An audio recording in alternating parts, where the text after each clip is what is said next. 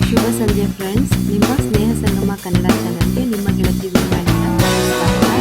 ಈ ದಿನದ ಬ್ಲಾಗ್ನಲ್ಲಿ ನಾನು ಸುಪ್ತಪ್ರಜ್ಞಾ ಮನಸ್ಸಿನ ಒಂದು ಶಕ್ತಿಯ 3ನೇ ಭಾಗವನ್ನ ಮಾಡ್ತಾ ಇದ್ದೀನಿ. ಈಗಾಗಲೇ 2 ಭಾಗಗಳನ್ನ ಕೊಟ್ಟಿದ್ದೀನಿ, ಆದರೆ ದುರಾದೃಷ್ಟವಶಾತ್ ಅದನ್ನ ಹೆಚ್ಚು ಜನ ಉಪಯೋಗ ಪಡಿಸ್ಕೊಂಡಿಲ್ಲ. ಅದು ಖಂಡಿತವಾಗ್ಲೂ ತುಂಬಾ ಉಪಯುಕ್ತವಾಗಿದೆ. ಈಗೇನೆಲ್ಲ ಬರ್ತಾ ಇದೆ ಮ್ಯಾನಿಫೆಸ್ಟೇಷನ್, ಅಫರ್ಮೇಷನ್ ಈ ತರ ಎಲ್ಲ ಏನ್ ಬರ್ತಾ ಇದೆ ಅದನ್ನೆಲ್ಲ ಜನ ಮುಗಿಬಿದ್ದು ಏನು ಕೇಳ್ತಿದ್ದೀರಿ, ಅದರ ಮೂಲ ರೂಪನೇ ನಾನು ಹೇಳ್ತಾ ಇರೋಂತಹ power of subconscious mind, ಸುಪ್ತ ಪ್ರಜ್ಞೆಯ ಶಕ್ತಿ. ಮ್ಯಾನಿಫೆಸ್ಟೇಷನ್ ಮಾಡ್ಕೊಳ್ಳೋದು ಅಥವಾ ಅಫರ್ಮೇಷನ್ ಹೇಳ್ಕೊಳ್ಳೋದು ಇವೆಲ್ಲನೂ ಕೂಡ ಇದ್ರ ಅಡಿನಲ್ಲೇ ಬರುತ್ತೆ ಫ್ರೆಂಡ್ಸ್. ಹಾಗಾಗಿ ಖಂಡಿತವಾಗ್ಲೂ ನಿರ್ಲಕ್ಷ್ಯ ಮಾಡಬೇಡಿ. ಈ ಎಲ್ಲ ವ್ಲಾಗ್ಗಳನ್ನು ಕೂಡ ಖಂಡಿತವಾಗ್ಲೂ ನೋಡಿ ಕೇಳಿ ಇದರಿಂದ ಸಾಕಷ್ಟು ಉಪಯೋಗವನ್ನ ಪಡ್ಕೊಳ್ಬಹುದು ಅಂತ ಹೇಳಿ ನಾನಂತೂ ಖಂಡಿತವಾಗಿ ಹೇಳ್ತೀನಿ. ಈಗ ನೇರವಾಗಿ ನಾವು ವಿಚಾರಕ್ಕೆ ಬಂದು ಬಿಡೋಣ. ಈ ದಿನದ ಒಂದು ಎಪಿಸೋಡ್ನಲ್ಲಿ ಅಥವಾ ಈ ದಿನದ 3ನೇ ಭಾಗದಲ್ಲಿ ನಾವು ಸುಪ್ತ ಪ್ರಜ್ಞೆಯ ಪವಾಡ ಸದೃಶ ಶಕ್ತಿಯ ಬಗ್ಗೆ ತಿಳ್ಕೊಳ್ತಾ ಹೋಗೋಣ. ನೋಡಿ, ನಿಮ್ಮ ಸುಪ್ತ ಪ್ರಜ್ಞೆ ಯಾವುದೇ ಅಳತೆಗೂ ಮೀರಿದಂತಹ ಶಕ್ತಿ. ಅದು ನಿಮ್ಮನ್ನ ಪ್ರೇರೇಪಿಸುತ್ತೆ ಮತ್ತು ನಿಮಗೆ ಮಾರ್ಗದರ್ಶನವನ್ನ ನೀಡುತ್ತೆ. ಅದು ನಿಮ್ಮ ನೆನಪಿನ ಭಂಡಾರದಿಂದ ವೈವಿಧ್ಯಮಯ ದೃಶ್ಯಗಳನ್ನ ಕರೆಸಿಕೊಳ್ಳುತ್ತೆ. ನಿಮ್ಮ ಸುಪ್ತ ಪ್ರಜ್ಞೆ ನಿಮ್ಮ ಹೃದಯದ ಬಡಿತವನ್ನು, ರಕ್ತ ಪರಿಚಲನೆಯನ್ನು ಕೂಡ ನಿಯಂತ್ರಿಸುತ್ತೆ. ನೀವೊಂದು ರೊಟ್ಟಿಯ ತುಂಡನ್ನ ತಿಂದಾಗ ನಿಮ್ಮ ಸುಪ್ತ ಪ್ರಜ್ಞೆ ಅದನ್ನ ಜೀವಕೋಶ, ಸ್ನಾಯು, ಎಲುಬು ಮತ್ತು ರಕ್ತಕ್ಕೆ ಪ್ರವಹಿಸುವಂತೆ ಮಾಡುತ್ತೆ. ಈ ಎಲ್ಲಾ ವಿಧಾನಗಳು ಕೂಡ ಭೂಮಿಯ ಮೇಲಿನ ಯಾವುದೇ ಜ್ಞಾನಕ್ಕೂ ಕೂಡ ಮೀರಿದ್ದು. ನಿಮ್ಮ ಶರೀರದ ಎಲ್ಲಾ ಪ್ರಮುಖ ಸಂಸ್ಕರಣೆ ಮತ್ತು ನಿರ್ವಹಣೆಗಳನ್ನ ನಿಮ್ಮ ಸುಪ್ತ ಪ್ರಜ್ಞೆಯ ಮನಸ್ಸು ನಿರ್ವಹಿಸುತ್ತೆ. ನಿಮ್ಮೆಲ್ಲಾ ಸಮಸ್ಯೆಗಳಿಗೂ ಅದಕ್ಕೆ ಉತ್ತರ ಗೊತ್ತಿದೆ. ನಿಮ್ಮ ಸುಪ್ತ ಪ್ರಜ್ಞೆಯ ಮನಸ್ಸು ನಿದ್ರಿಸುವುದೂ ಇಲ್ಲ, ವಿಶ್ರಾಂತಿ ತೆಗೆದುಕೊಳ್ಳೋದೂ ಇಲ್ಲ. ಅದು ಎಲ್ಲಾ ಸಮಯದಲ್ಲೂ ಕಾರ್ಯಪ್ರವೃತ್ತವಾಗಿರುತ್ತೆ. ನಿಮ್ಮ ಸುಪ್ತ ಪ್ರಜ್ಞೆಯ ಪವಾಡ ಸದೃಶವಾದ ನಿರ್ವಹಣಾ ಶಕ್ತಿಯನ್ನು ಕಂಡುಕೊಳ್ಬೇಕಾದ್ರೆ ನಾನೊಮ್ಮೆ ಹೇಳಿದ್ದೆ, ಏನಾದ್ರೂ ಒಂದು ಆಜ್ಞೆಯನ್ನ ನಿಮ್ಮ ಮನಸ್ಸಿಗೆ ಕೊಟ್ಟು ನೋಡಿ, ಅದು ಹೇಗೆ ಕೆಲಸ ಮಾಡುತ್ತೆ ಅಂತ ಹೇಳಿ ನೀವೇ ಪರೀಕ್ಷೆ ಮಾಡಿ ಅಂತ ಹೇಳಿ. ನೀವು ನಿದ್ರಿಸುವ ಮೊದಲು ಒಂದು ನಿರ್ದಿಷ್ಟವಾದ ವಿಷಯವನ್ನ ಸಾಧಿಸುವಂತೆ ಸುಮ್ಮನೆ ಹೇಳಿಬಿಡಿ. ನೀವು ಬಯಸಿದಂತಹ ವಿಷಯದ ಫಲಿತಾಂಶ ನೀಡುವ ನಿಟ್ಟಿನಲ್ಲಿ ನಿಮ್ಮಲ್ಲಿರುವ ಎಲ್ಲಾ ಶಕ್ತಿಯು ತೊಡಗಿಕೊಂಡಿರೋದನ್ನ ಕಂಡು ನೀವು ನಿಜಕ್ಕೂ ಅಚ್ಚರಿಯನ್ನು, ಆನಂದವನ್ನೂ ಪಡಿತೀರಿ. ಸರ್ವಾಂತರ್ಯಾಮಿ ಚೈತನ್ಯದ ಕಡೆಗೆ ನೇರವಾಗಿ ನಿಮ್ಮನ್ನ ಹೊಂದಿಸುವಂತಹ ಶಕ್ತಿ ಮತ್ತು ವಿವೇಕದ ಮೂಲ ಇಲ್ಲಿದೆ ಅಂತ ಹೇಳಿ ನಿಮಗೆ ತಿಳಿಯುತ್ತೆ. ಜಗತ್ತನ್ನ ಚಲಿಸುವಂತೆ ಮಾಡುವ, ಗ್ರಹಗಳ ಸಂಚಾರಕ್ಕೆ ಮಾರ್ಗದರ್ಶನ ನೀಡುವ, ಸೂರ್ಯನಿಗೆ ಹೊಳಪನ್ನು ಕೊಡುವಂತಹ ಚೈತನ್ಯವೂ ಕೂಡ ನಮ್ಮ ಒಂದು ಸಬ್ ಕಾನ್ಷಿಯಸ್ ಮೈಂಡ್ಗೆ ಖಂಡಿತವಾಗ್ಲೂ ಕೂಡ ಇದೆ. ನಮ್ಮ ಆದರ್ಶಗಳಿಗೆ, ಮಹತ್ವಾಕಾಂಕ್ಷೆಗಳಿಗೆ ಮತ್ತು ಪರೋಪಕಾರಿ ಭಾವನೆಗಳಿಗೆ ಮೂಲ ಸ್ರೋತವೇ ನಮ್ಮ ಸುಪ್ತಪ್ರಜ್ಞಾ ಮನಸ್ಸು. ಶೇಕ್ಸ್ಪಿಯರ್ ತನ್ನ ಸುಪ್ತಪ್ರಜ್ಞಾ ಮನಸ್ಸಿನ ಮೂಲಕವೇ ತಾನು ತನ್ನ ಕಾಲದ ಸಾಮಾನ್ಯ ಜನತೆಯಲ್ಲಿ ಅಡಗಿದ ಸತ್ಯಗಳನ್ನ ಕಂಡುಕೊಂಡು ಸಂವಹನ ಮಾಡೋದಕ್ಕೆ ಸಾಧ್ಯ ಆಯಿತು. ಈಗ ನೀವು ನಿಮ್ಮ ಸುಪ್ತಪ್ರಜ್ಞೆಯ ಮನಸ್ಸಿನ ಮೇಲೆ ಯಾವುದೇ ವಿಚಾರ, ವಿಶ್ವಾಸ, ಅಭಿಪ್ರಾಯ, ಸಿದ್ಧಾಂತ ಅಥವಾ ಸಹಮತವನ್ನ ಬರೀತೀರಿ ಅಥವಾ ಕೆತ್ತುತ್ತೀರಿ ಅಂತ ಹೇಳಿ ಅಂದ್ಕೊಳ್ಳಿ, ಅಥವಾ ಪ್ರಭಾವವನ್ನು ಬೀರ್ತೀರಿ ಅನ್ನೋದಾದ್ರೆ ಅವು ಪರಿಸ್ಥಿತಿ, ಸ್ಥಿತಿ ಮತ್ತು ಘಟನೆಗಳ ರೂಪದಲ್ಲಿ ಪ್ರಕಟವಾಗಿ ಬಿಡುತ್ತೆ. ನೀವು ಒಳಗೇನು ಬರೆಯುತ್ತೀರಿ ಅದುವೇ ಹೊರಗೆ ಪ್ರಕಟವಾದ ಅನುಭವವಾಗುತ್ತೆ. ನಿಮ್ಮ ಬದುಕಿನಲ್ಲಿ 2 ಬಗೆಯ ಮಗ್ಗುಲುಗಳಿವೆ ಫ್ರೆಂಡ್ಸ್, ಯಥಾರ್ಥವಾದುದು ಮತ್ತು ಕಲ್ಪನೆಯಲ್ಲಿರುವಂಥದ್ದು, ದೃಶ್ಯ ಮತ್ತು ಅದೃಶ್ಯ, ವಿಚಾರ ಮತ್ತು ಅಭಿವ್ಯಕ್ತಿ. ನಿಮ್ಮ ವಿಚಾರ ತಾಂತ್ರಿಕ ಚಲನೆಯ ರೂಪದಲ್ಲಿ ನಿಮ್ಮ ಸೆರಿಬ್ರಲ್ ಕಾರ್ಟೆಕ್ಸ್ ಅನ್ನ ತಲುಪುತ್ತೆ. ಅದು ನಿಮ್ಮ ತಾರ್ಕಿಕ ಮನಸ್ಸಿನ ಅಂಗವಾಗಿರುತ್ತೆ.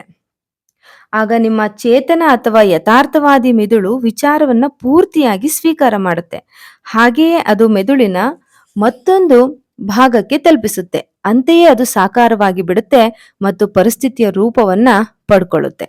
ನಾನು ಈ ಹಿಂದೆನೇ ಹೇಳಿರುವ ಹಾಗೆ ನಿಮ್ಮ ಸುಪ್ತ ಪ್ರಜ್ಞೆಯ ಮನಸ್ಸು ಯಾವತ್ತೂ ವಾದ ಮಾಡೋದಿಲ್ಲ. ನೀವು ಅದರ ಮೇಲೆ ಏನನ್ನು ಬರೆಯುತ್ತೀರೋ ಅದರ ಮೇಲೆ ಅದು ಪ್ರವರ್ತಿಸುತ್ತೆ. ನಿಮ್ಮ ಪ್ರಜ್ಞಾ ಮನಸ್ಸು ಏನನ್ನ ತೀರ್ಮಾನಿಸುತ್ತೋ ಅಥವಾ ಯಾವ ತೀರ್ಪನ್ನ ನೀಡುತ್ತೋ ಅದನ್ನ ಅದು ಒಪ್ಪಿಕೊಳ್ಳುತ್ತೆ. ಆದ್ದರಿಂದಲೇ ನೀವು ನಿಮ್ಮ ಬದುಕಿನ ಪುಟಗಳ ಮೇಲೆ ನೀವೇ ಬರೀತೀರಿ ಅಂತ ಹೇಳೋದು. ನಮ್ಮ ಬದುಕನ್ನ ನಾವೇ ಕಟ್ಕೊಳ್ತೀವಿ ಅಂತ ಹೇಳ್ತೀವಲ್ಲ, ಅದು ಈ ರೀತಿನಲ್ಲೇ. ಯಾಕಂದ್ರೆ ನಿಮ್ಮ ಯೋಚನೆಗಳೆಲ್ಲ ನಿಮ್ಮ ಅನುಭವಗಳಾಗಿರ್ತವೆ. ಅಮೆರಿಕದ ತತ್ವಜ್ಞಾನಿ ರಾಲ್ಫ್ ವಾಲ್ಡೋ ಎಮರ್ಸನ್ ಹೀಗೆ ಹೇಳಿದ್ದಾರೆ, ಮನುಷ್ಯ ದಿನವಿಡೀ ಏನನ್ನ ಯೋಚಿಸುತ್ತಾನೋ ಅದೇ ಆಗಿಬಿಡುತ್ತಾನೆ. ಹಾಗಾಗಿ ನಮ್ಮ ಆಲೋಚನೆಗಳಂತೆ ನಾವು ಇರ್ತೀವಿ. ಮನಸ್ಸಿನಂತೆ ಮಾದೇವ ಅಂತ ಹೇಳ್ತೀವಲ್ವಾ, ಅದು ಇದೇ ಫ್ರೆಂಡ್ಸ್. ಮತ್ತೆ ಪ್ರಾಚೀನ ಜಗತ್ತಿನ ಹರ್ಮಿಸ್ ಟ್ರಿಗೊಮೆಸ್ಟಿಸ್ ಅವರನ್ನ ಪ್ರಪಂಚದ ಅತ್ಯಂತ ಪ್ರಖ್ಯಾತ ಮಾಂತ್ರಿಕ ಅಂತ ಹೇಳಿ ಪರಿಗಣಿಸಲ್ಪಟ್ಟಿದ್ರಂತೆ. ಅವರು ಹೇಳಿದ್ರಂತೆ, ನಾನು ಸತ್ತ 1 ಶತಮಾನದ ನಂತರ ನನ್ನ ಗೋರಿಯನ್ನು ಅಗೆದು ನೋಡಿ, ನಿಮ್ಗೆ ಅಲ್ಲಿ ಒಂದು ದೊಡ್ಡ ಸತ್ಯವನ್ನ ನಾನು ನಿಮ್ಗೋಸ್ಕರ ಬಿಟ್ಟು ಹೋಗಿರ್ತೀನಿ ಅಂತ ಹೇಳಿ. ಹಾಗಾಗಿ 1 ಶತಮಾನದ ನಂತರ ಅವರ ಗೋರಿಯನ್ನು ಅಗೆದಾಗ ಅಲ್ಲಿ ಒಂದು ರಹಸ್ಯ ಸಿಕ್ಕೇ ಬಿಡ್ತು. ಅದ್ ಏನಾಗಿತ್ತು ಅಂತಂದ್ರೆ, ಅಲ್ಲೊಂದು ಶಾಸನವನ್ನ ಬರ್ದಿದ್ರು. ಏನಿತ್ತು ಅಂದ್ರೆ, ಹೇಗೆ ಒಳಗೆ ಹಾಗೆ ಹೊರಗೆ, ಹೇಗೆ ಮೇಲೆ ಹಾಗೆ ಕೆಳಗೆ. ಬೇರೆ ಶಬ್ದಗಳಲ್ಲಿ ಹೇಳೋದಾದ್ರೆ, ನೀವು ನಿಮ್ಮ ಸುಪ್ತಪ್ರಜ್ಞಾ ಮನಸ್ಸಿನ ಮೇಲೆ ಯಾವ ಛಾಪನ್ನ ಬಿಡುತ್ತೀರೋ ಅದು ಬಾಹ್ಯದಲ್ಲಿ ವ್ಯಕ್ತವಾಗುತ್ತೆ. ಮೋಸೆಸ್, ಕ್ರಿಸ್ತ, ಬುದ್ಧ, ಜರಾತೃಷ್ಟ, ಲಾವೋತ್ಸೆ, ಹೀಗೆ ಯುಗ ಯುಗಗಳ ಪ್ರಖ್ಯಾತ ಸಂತರು ಕೂಡ ಹೇಳಿರುವಂತಹ ಸತ್ಯದ ಘೋಷಣೆ ಇದೆ ಫ್ರೆಂಡ್ಸ್. ನೀವು ವ್ಯಕ್ತಿಗತ ರೂಪದಲ್ಲಿ ಏನನ್ನ ಸತ್ಯ ಅಂತ ಪರಿಗಣಿಸ್ತಿರೋ ಅವು ಸ್ಥಿತಿಗಳ, ಅನುಭವಗಳ ಮತ್ತು ಘಟನೆಗಳ ರೂಪದಲ್ಲಿ ವ್ಯಕ್ತವಾಗ್ತವೆ. ಅದೇ ಸತ್ಯ. ಈಗ ನಾವು ಮುಖ್ಯವಾಗಿ ನಮ್ಮ ಸುಪ್ತಪ್ರಜ್ಞಾ ಮನಸ್ಸಿನ ಶಕ್ತಿನ ಬಳಸ್ಕೊಂಡು ಹೇಗೆ ನಮ್ಮ ಕಾಯಿಲೆಗಳನ್ನು ಗುಣಪಡಿಸ್ಕೊಳ್ಬಹುದು ಅನ್ನುವಂತಹ ವಿಚಾರವನ್ನ ಕೆಲವೊಂದು ಉದಾಹರಣೆಗಳ ಮೂಲಕ ನೋಡ್ತಾ ಹೋಗೋಣ.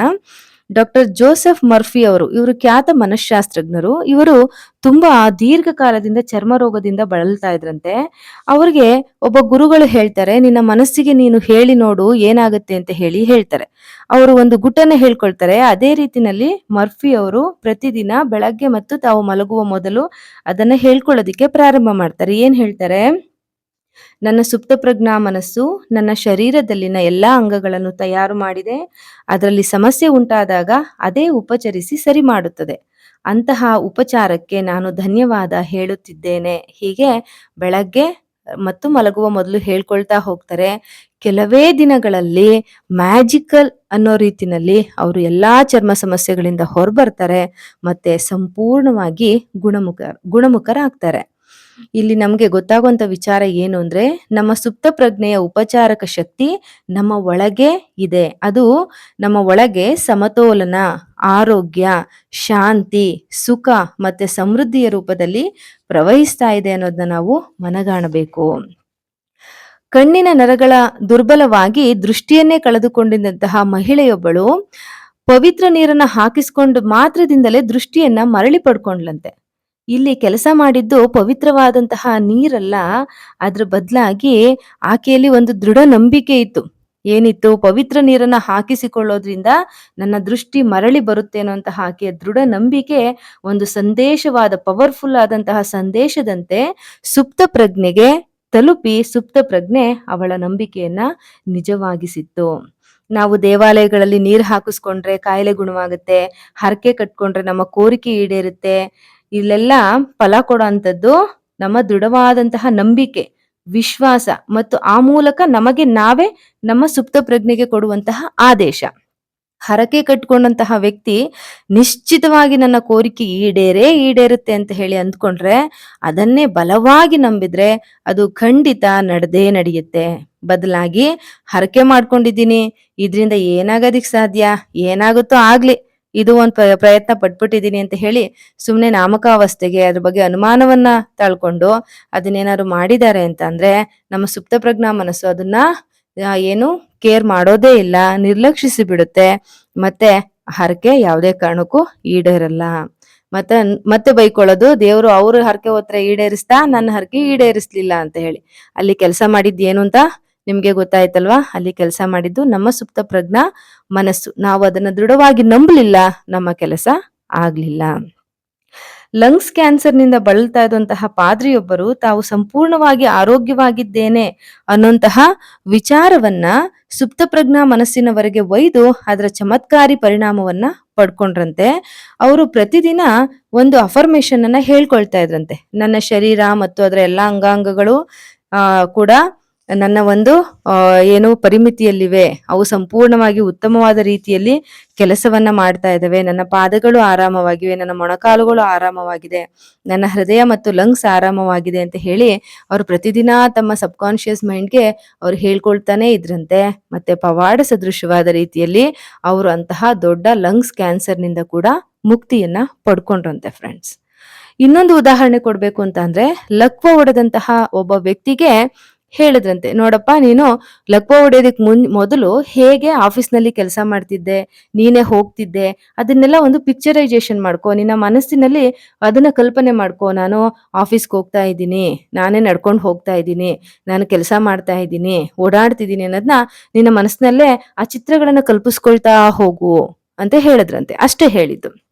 ಆತ ಮಲಗಿದ್ದ ಜಾಗದಲ್ಲೇ ಎಲ್ಲ ಆಗ್ತಿತ್ತು. ಆದ್ರೂ ಕೂಡ ಮಲ್ಕೊಂಡ್ ಆತ ಅದೇ ಒಂದು ಕಲ್ಪನೆನೇ ಯಾವಾಗ್ಲೂ ಮಾಡ್ಕೊಳ್ತಾ ಇದ್ರು. ನಾನು ಆರಾಮಾಗಿದ್ದೀನಿ, ನಾನು ಎದ್ದು ಓಡಾಡ್ತಾ ಇದ್ದೀನಿ ಅಂತ ಹೇಳಿ. ಒಂದು ಬಾರಿ ಮನೆಯವರೆಲ್ಲ ಹೊರಗಡೆ ಹೋದಾಗ ಫೋನ್ ಬರುತ್ತೆ. ಆ ಫೋನು 10 ಅಡಿಯಷ್ಟು ದೂರದಲ್ಲಿರುತ್ತೆ. ಅಲ್ಲಿವರೆಗೂ ತನಗೆ ಸ್ಟ್ರೋಕ್ ಆಗಿ ನಡೆಯೋಕೆ ಆಗಲ್ಲ, ನಂಗೆ ಎದ್ದೇಳಕ್ಕೆ ಆಗಲ್ಲ ಅನ್ನಂತಹ ವ್ಯಕ್ತಿ ಆ ಒಂದು ಸುಪ್ತ ಪ್ರಜ್ಞೆಗೆ ಆ ಒಂದು ಚಿತ್ರವನ್ನ ಏನು ಆತ ಮತ್ತೆ ಪದೇ ಪದೇ ತನ್ನ ಮನಸ್ಸಿನಲ್ಲಿ ಚಿತ್ರಿಸ್ಕೊಳ್ತಿದ್ರು, ಸುಪ್ತ ಪ್ರಜ್ಞೆ ಅದನ್ನೇ ತಗೊಳ್ತು. ಹೌದು, ಈ ವ್ಯಕ್ತಿ ಆರೋಗ್ಯವಾಗಿದ್ದಾನೆ, ನಡಿಬಲ್ಲ ಅಂತ ಹೇಳಿ ಅನ್ಕೊಳ್ತು. ಮತ್ತೆ ಅದನ್ನೇ ನಿಜ ಮಾಡ್ತು. ಆ ವ್ಯಕ್ತಿ ತನಗೇ ಅರಿವಿಲ್ಲದಂತೆ ಸಹಜವಾಗಿ ಎದ್ದು ಹೋಗಿ ಫೋನನ್ನ ಅಟೆಂಡ್ ಮಾಡ್ತಾನೆ. ಮತ್ತೆ ಅಲ್ಲಿಂದ ಆತನಿಗೆ ಆ ಒಂದು ಲಕ್ವದಿಂದ ಉಂಟಾದಂತಹ ಎಲ್ಲಾ ನೆಗೆಟಿವ್ ಎಫೆಕ್ಟ್ ಕೂಡ ಹೋಗ್ಬಿಟ್ಟಿರುತ್ತೆ. ಆತ ಸಂಪೂರ್ಣವಾಗಿ ಆರೋಗ್ಯವನ್ನ ಹೊಂದ್ಬಿಡ್ತಾನೆ. ಈ ನಾನೀಗೇನ್ ಹೇಳ್ದೆ ಉದಾಹರಣೆಗಳು ಇದ್ಯಾವುದು ಕೂಡ ಸುಳ್ಳಲ್ಲ, ಕಪೋಲ ಕಲ್ಪಿತ ಅಲ್ಲ, ಕಟ್ಟುಕತೆ ಖಂಡಿತ ಅಲ್ಲ.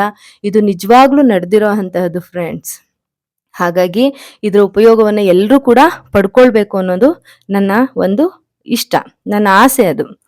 ಮತ್ತೆ ನಾನು ಈಗೇನ್ ಹೇಳ್ದೆ ಅದೆಲ್ಲಾ ವಿಚಾರಗಳನ್ನ ಒಂದು ಸಮ್ ಅಪ್ ಮಾಡಿ ಕೊಡೋದಾದ್ರೆ ಕೆಲವೊಂದು ಪಾಯಿಂಟ್ಸ್ ನಲ್ಲಿ ಹೇಳ್ತೀನಿ ನೋಡಿ.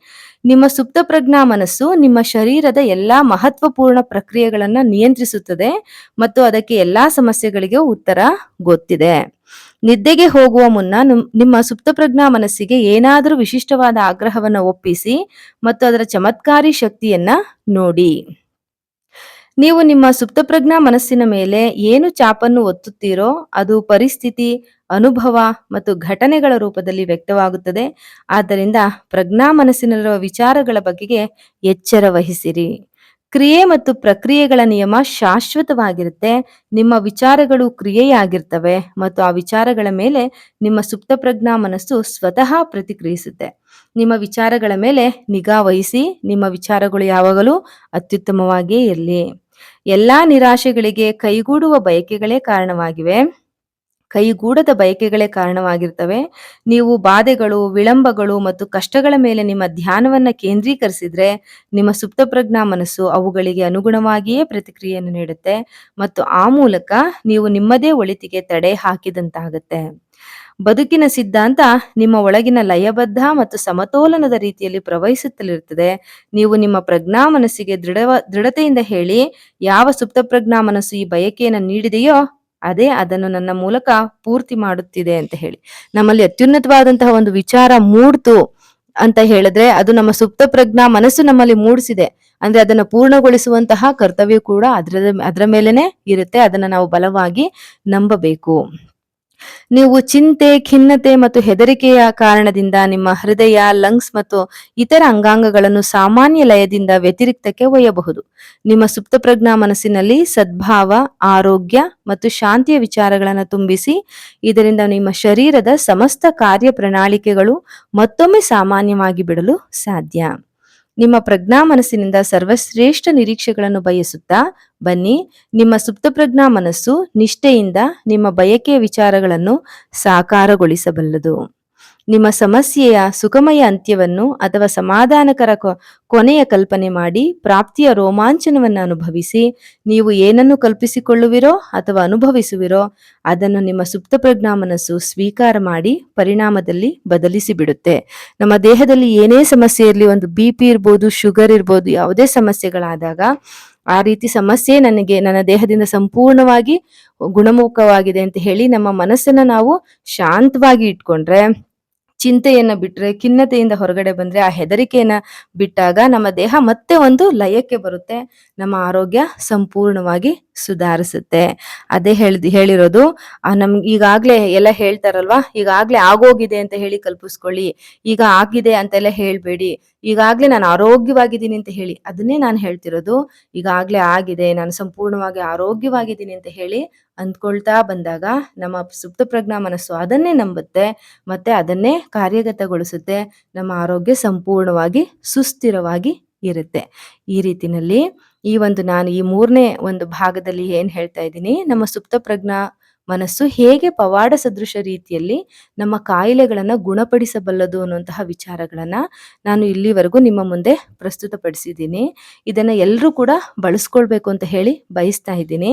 ನಾನು ಈ ಸುಪ್ತಪ್ರಜ್ಞೆಯ ಮನಸ್ಸಿನ ಬಗ್ಗೆ ಮಾಡುವಂತಹ ವಿಡಿಯೋಗಳನ್ನ ಕೆಲವೇ ಬೆರಳೆಣಿಕೆಯಷ್ಟು ಜನ ನೋಡಿರುವಂತದ್ದು ನನಗೆ ತುಂಬಾ ಬೇಸರನ ಉಂಟು ಮಾಡಿದೆ. ಯಾವುದೋ ಅನವಶ್ಯಕವಾದಂತಹ ಮತ್ತೊಬ್ಬರ ಜೀವನದ ಬಗ್ಗೆ ಇರುವಂತಹ ವಿಚಾರಗಳನ್ನ ಮಿಲಿಯನ್ ಗಟ್ಲೆ ಜನ ವೀಕ್ಷಣೆ ಮಾಡ್ತಿದ್ದಾರೆ. ತಮ್ಮದೇ ಜೀವನವನ್ನ ಸರಿಪಡಿಸ್ಕೊಳ್ಳೋದಕ್ಕೆ ಬೇಕಾದಂತಹ ವಿಚಾರವನ್ನ ಒಳಗೊಂಡಂತಹ ಒಂದು ವಿಡಿಯೋವನ್ನ ಅವರು ಟಚ್ ಮಾಡೋದಕ್ಕೂ ಕೂಡ ಇಷ್ಟಪಡ್ತಾ ಇಲ್ಲ ಅಂದಾಗ ನಾವ್ ಏನ್ ಹೇಳೋದು? ಅಂದ್ರೆ ಅವರು ತಮ್ಮ ಸಮಸ್ಯೆಗಳನ್ನ ಬಗೆಹರಿಸ್ಕೊಳ್ಳೋದ್ರ ಕಡೆಗೆ ಅವ್ರಿಗೆ ಯಾವುದೇ ಆಸಕ್ತಿ ಇಲ್ಲ. ಬದಲಾಗಿ ಆ ಟೈಮ್‌ಗೆ ಒಂದು ರಿಲ್ಯಾಕ್ಸೇಷನ್ ಪಡ್ಕೊಳ್ಳೋದಿಕ್ ಮಾತ್ರ ಇಷ್ಟಪಡ್ತಾ ಇದ್ದಾರೆ ಅಂತ. ನಾವು ಹೇಳ್ತೀವಲ್ವಾ, ಯಾವುದೇ ಒಂದು ಸಮಸ್ಯೆ ಬಗೆಹರಿಬೇಕಾದ್ರೆ ಟೈಮ್ ಬರ್ಬೇಕು ಅಂತ ಹೇಳಿ. ಹಾಗೆ ಯಾವತ್ತೋ ಒಂದಿನ ಟೈಮ್ ಬಂದಾಗ ಅವರು ಇಂತಹ ಒಂದು ವಿಡಿಯೋವನ್ನ ಅವ್ರು ನೋಡಬಹುದು, ಅದ್ರ ಫಲಿತಾಂಶವನ್ನ ಪಡ್ಕೊಳ್ಬಹುದು ಅಂತ ಹೇಳಿ ಅಂದ್ಕೊಳ್ತೀನಿ ಫ್ರೆಂಡ್ಸ್.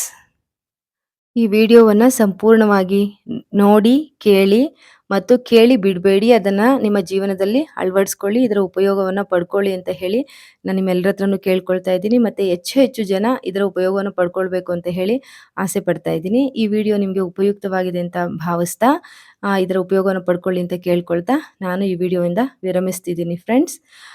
ನಿಮ್ಮೆಲ್ಲರ ಜೀವನ ಚೆನ್ನಾಗಿರ್ಲಿ ಅಂತ ಹೇಳಿ ಹಾರೈಸ್ತೀನಿ. ಹೋಗ್ಬರ್ಲಾ? ಬಾಯ್. ಸುಪ್ತ ಪ್ರಜ್ಞೆಯ ಮನಸ್ಸಿನ ಶಕ್ತಿಗೆ ಕುರಿತಂತೆ ಮಾಡಿರುವಂತಹ ಮೊದಲೆರಡು ವಿಡಿಯೋಗಳ ಲಿಂಕನ್ನು ಡಿಸ್ಕ್ರಿಪ್ಷನ್ ಬಾಕ್ಸ್ನಲ್ಲಿ ಕೊಟ್ಟಿರ್ತೀನಿ ಫ್ರೆಂಡ್ಸ್. ಅದನ್ನು ಕೂಡ ನೋಡಿ ನಂತರ ಇದನ್ನು ನೋಡಿದ್ರೆ ನಿಮಗೆ ಹೆಚ್ಚು ಉಪಯೋಗ ಆಗಬಹುದು. ಹಾಗಾಗಿ ಅದನ್ನು ಕೂಡ ಗಮನಿಸಿ ಅಂತ ಹೇಳಿ ಕೇಳ್ಕೊಳ್ತೀನಿ. ಇದರ ಉಪಯೋಗವನ್ನು ಪಡ್ಕೊಳ್ಳಿ. ಎಲ್ರಿಗೂ ಕೂಡ ಭಗವಂತ ಒಳ್ಳೇದು ಮಾಡಲಿ ಅಂತ ಬೇಡ್ಕೊಳ್ತಾ, ನಿಮ್ಮ ಸುಪ್ತ ಪ್ರಜ್ಞಾ ಮನಸ್ಸಿಗೆ ನೀವು ಒಳ್ಳೊಳ್ಳೆ ಯೋಚನೆಗಳನ್ನೇ ರವಾನಿಸಿ ಅಂತ ಹೇಳ್ತಾ ಇಲ್ಲಿಂದ ನಾನು ಹೊರಡ್ತಾ ಇದ್ದೀನಿ. ವ್ಲಾಗನ್ನು ಮುಗಿಸಿ ಹೊರಡ್ತಾ ಇದ್ದೀನಿ. ಮತ್ತೆ ಸಿಗ್ತೀನಿ ಇನ್ನೊಂದು ಉತ್ತಮವಾದಂತಹ ಉಪಯುಕ್ತ ವ್ಲಾಗ್ನೊಂದಿಗೆ.